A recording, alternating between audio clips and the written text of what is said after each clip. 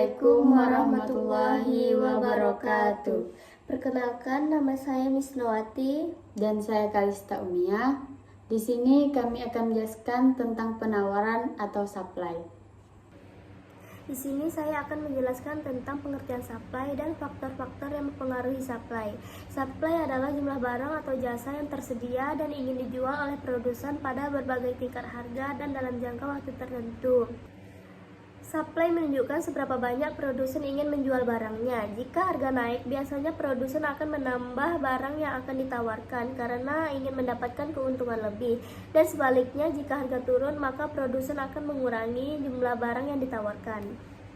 Faktor yang mempengaruhi supply. 1. Harga barang itu sendiri. Semakin tinggi harga barang tersebut, maka semakin banyak produsen ingin menjualnya karena akan mendapatkan keuntungan lebih. Yang kedua, ada biaya produksi. Jika biaya bahan baku, tenaga kerja, atau peralatan naik, produsen akan mengurangi jumlah barang yang ditawarkan karena keuntungannya berkurang. Yang ketiga, teknologi produksi. Nah, dengan ini kemajuan teknologi dapat meningkatkan efisiensi sehingga produsen bisa menghasilkan lebih banyak barang dengan biaya yang lebih rendah.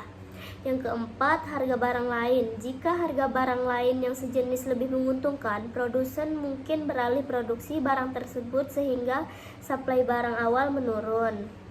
Yang kelima, harapan produsen terhadap masa depan.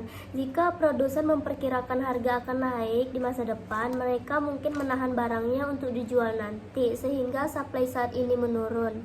Yang keenam, kebijakan pemerintah, yaitu ada pajak, subsidi, dan peraturan dapat mempengaruhi supply.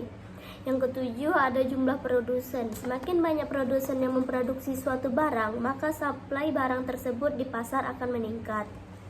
Sekian penjelasan dari saya, selanjutnya akan disampaikan oleh rekan saya.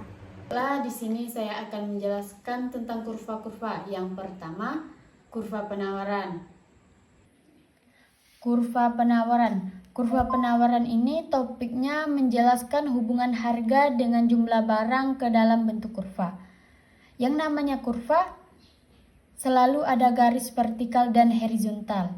Di garis vertikal itu ada P atau harga, di garis horizontal ada Q atau jumlah barang. Dan bentuknya itu dari kiri bawah ke kanan atas. Bentuknya bukan sembarang dibikin, tapi dibuat sesuai dengan hukum penawaran. Contoh, harga barang 100, maka jumlah barang yang ditawarkan itu 20. Dan jika harga naik di 200,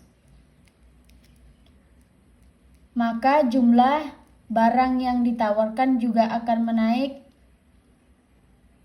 40. Semakin naik harga suatu barang, maka akan semakin naik penawarannya. Dan sebaliknya, jika harga turun, maka penawaran juga akan semakin menurun. Yang kedua, pergerakan dan pergeseran kurva penawaran. Pergerakan kurva penawaran terjadi saat perubahan harga barang itu sendiri, yang hanya memengaruhi jumlah barang yang ditawarkan. Jika harga barang naik, jumlah barang yang ditawarkan juga ikut naik. Jika harga barang itu turun, maka jumlah yang ditawarkan juga akan semakin menurun. Pergeseran kurva penawaran. Pergeseran kurva penawaran terjadi ketika faktor selain harga seperti biaya produksi, teknologi atau pajak berubah, menyebabkan jika seluruh harga bergerak ke kanan, maka penawaran meningkat pada setiap harga. Jika dia bergerak ke kiri, maka penawaran akan menurun pada setiap harga. Yang ketiga, keseimbangan pasar. Oke, di sini saya akan menjelaskan keseimbangan pasar. Kita buat contoh datanya seperti ini. Harganya di 2.400, permintaannya 120 dan penawarannya 200. Dan di harga 2.200, permintaannya 160 dan penawarnya 180. Oke, di harga di 2.400 dan permintaannya 120, maka jadilah titik ini. Di harga di 2.200 dan permintaannya 160, jadilah titik ini.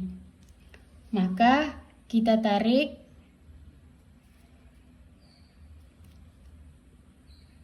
jadilah kurva permintaan atau dilambangkan dengan D atau demand.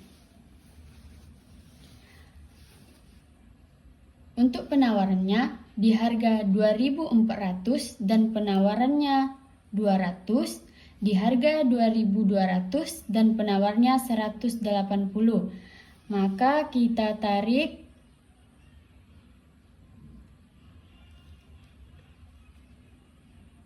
jadilah kurva penawaran atau supply. Keseimbangannya terdapat di sini. Kita tarik ke bawah, berada di antara 160 dan 80. Jadi 170. Dan di sini di antara 2.200 dan 2.000. Jadi 2.100. Inilah keseimbangan pasar dilambangkan dengan E.